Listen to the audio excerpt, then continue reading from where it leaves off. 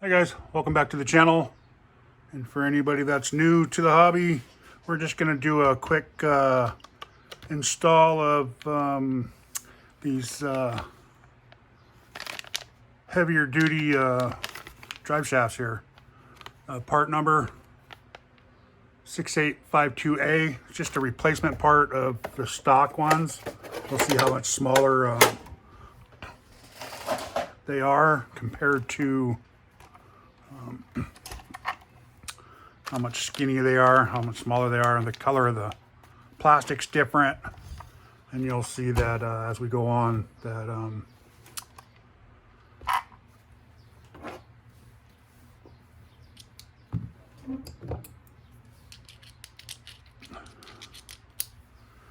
that's a lot skinnier.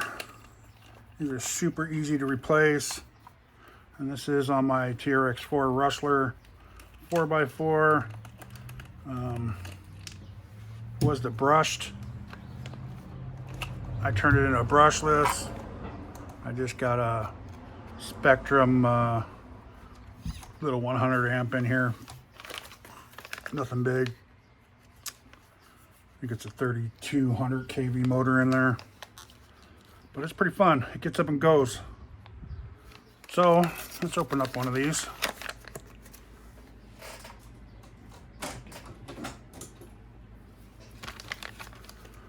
Let's open one of these up.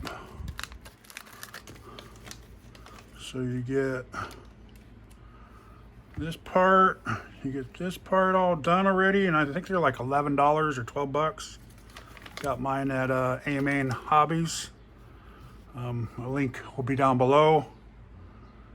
You go ahead and click on that, and it'll bring you right to these. And these are for the rear.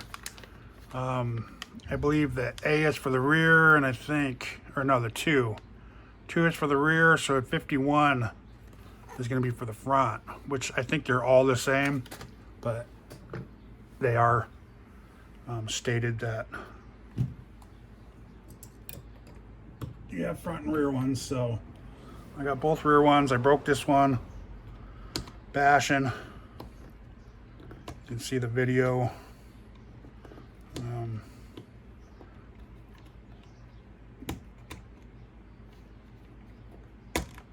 You can see the video on my thing. I'll put at the end of the video here, we'll leave a little link for it if you want to see it get beat up and bashed and brokaged. So just like that, and we're going to take this one off. This one's a 2.5er. And there is, I believe, a little washer right here, so be careful when you pull this off. Let me zoom you in here. So this screw is a sleeve because I got the stock.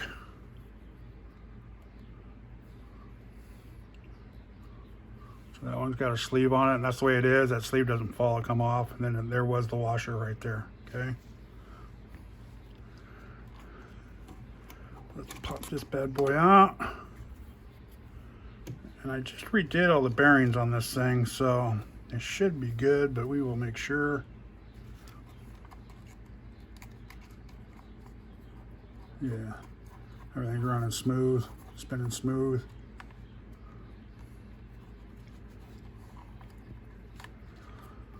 So you put that in, put your pin back in. And these pins are tiny, so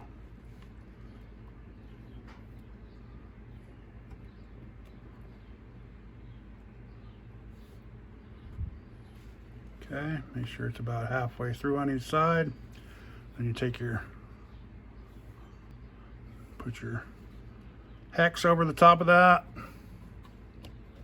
and then once you get it lined up, make sure you push it in, you get that little snap, and then that way it'll stay there. Okay, so on here, see that right in there? I can't because I don't have my glasses on. So this one has a little grub screw, which is this. Okay, and this is going to be a 1.5. and it goes all the way through. So you got to find the right side where the threads or where the actual Allen wrench is, the 1.5, and pull it out. I see that right there. So then once you get it to that certain spot,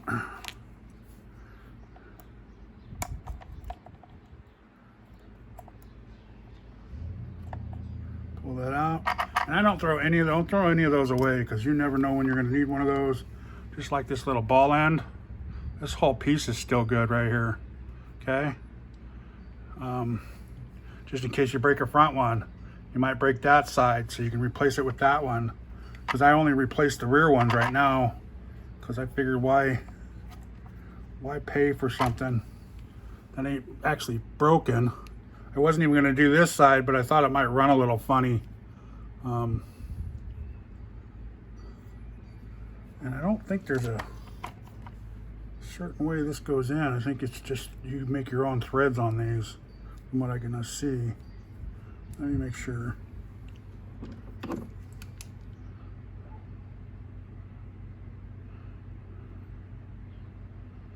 Yeah, these are both the same. So you're just going to do your own threading is what you do. So you put it on. Make sure you get your hole lined up right there. Okay. I think they're yeah, they are fitted, so they only go on one way too. You can't mess up. If it won't go on that way, spin it.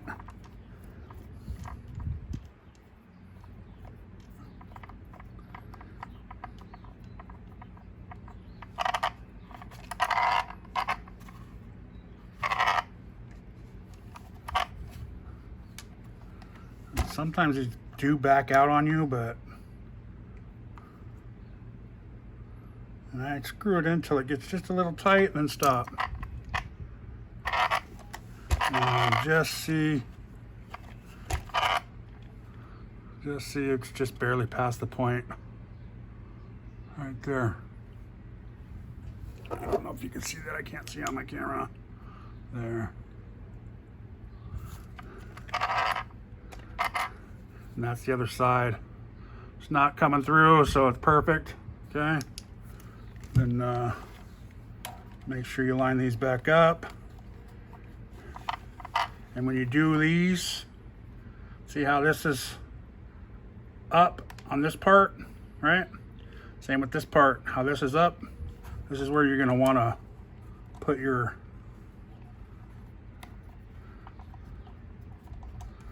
they say in series is what they call it. I thought I could get it in like that. I guess I can't. I have the shock on there, huh? All right. Let's pull this one out.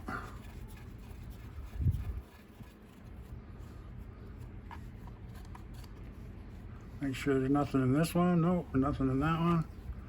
So like I said, remember this and that should go together. So you got that piece and that piece are together, and that's in series, okay?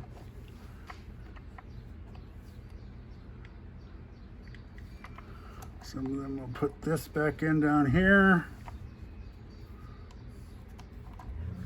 It's super easy.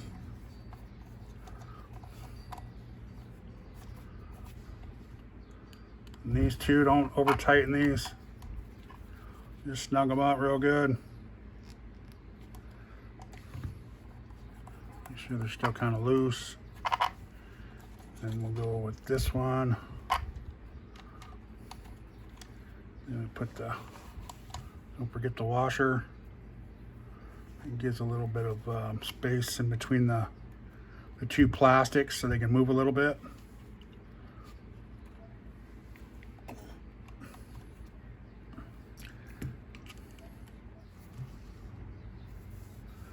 All right, guys, I forgot to put this washer in, so I need to pull this bad boy back out. Put this washer in right here.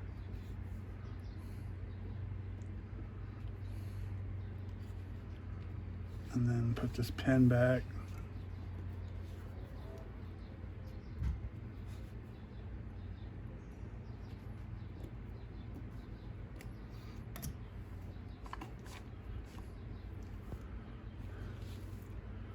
And put the hex back on there. Can't forget that one. Alright, then we'll put this back on. Don't forget the washer on this one.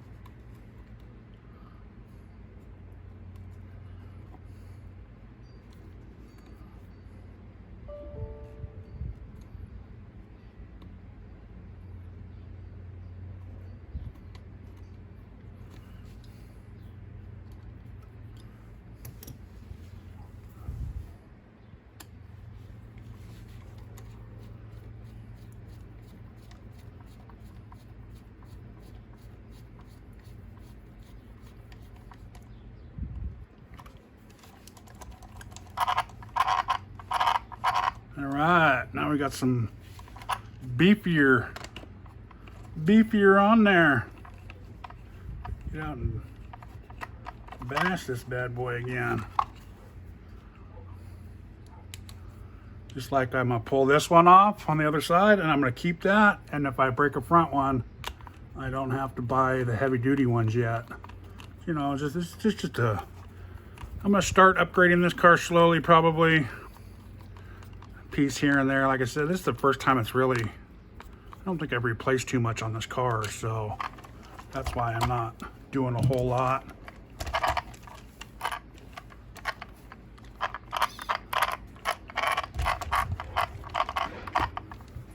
But I am going to replace this one just to get it the same size. That way they're the same heavy duty style.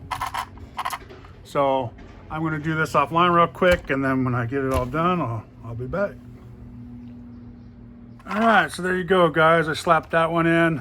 I just took the bottom one off on this one. You didn't have to do the top one. It made it a little easier, one less screw to pull apart. And then slid it out just like I did the other one. Made sure it's phased up. They seem to only go on one way, but I just wanted to make sure that you guys know how to phase the drive shafts in. That way they spin correct. Okay, everything's working perfect. Yeah, I do have, which is getting ready to pull out. I do need a shoe goo. I don't think it doesn't look like a shoe goo this one in here. These Puretex guys, so you can run a 3S without doing all the spacers and all that kind of stuff. I think they're like 10 or 12 bucks for this too. Get this and a little bit of shoe goo. You peel off the backing and it's sticky in the back. Make sure you clean it all, you know, and little shoe goo down there and put it down. Let it sit for 24 hours or even a little longer if you can. And it's perfect. It works great. You can see mine starting to come up a little bit right here. So I'm gonna have to probably pull it out of there and shoe goo it. It doesn't look like I shoe gooed this one. I just stuck it in there. And it's been holding though. It takes a beating, so it will pop out of there eventually though. And I have it on like 4 or 5 cars. They work great. Nice Velcro. But Puretech, you can get this. I'll leave a link down below for this too if I remember. At A-Main. That was the old one. That's what broke. So that's what broke. I don't even know where the other half is. Oh, there it is. Okay. I got that half and this half, right? So let's roll that away. It's worthless. But there you go, guys. Nice and easy fix. This is a little 101 class. Replacing the drive shafts 101. Thanks for watching. Please like, subscribe, and you guys all have a great day.